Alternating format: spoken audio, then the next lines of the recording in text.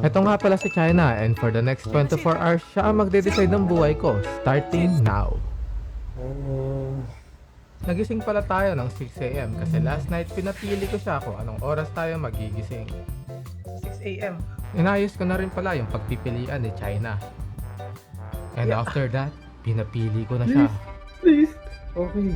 Play. And also, every 3 hours, mag-spin tayo ng mystery wheel at nakuha ko ay 100 push-up.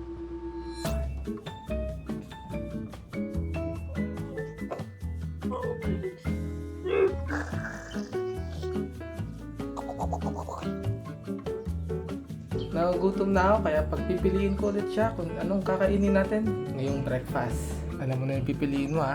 Gusto ko magluto. Ha? Yan na. Yan na. Yan na. Lagi sa gitna pumupunta. Inikot ko rin pala ang Mr. Will at nakuha ko ay magluto ng blindfolded.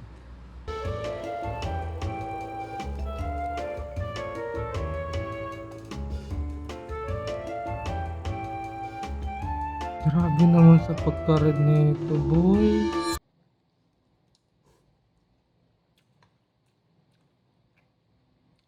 Ayoko na. Ayoko na. Ayoko. Well, hindi ko natapos tong challenge na to kasi inasma ako after kong mag-push up at maglinis ng bahay. Kaya kung gusto nyo ituloy ko tong video to, like for part 2.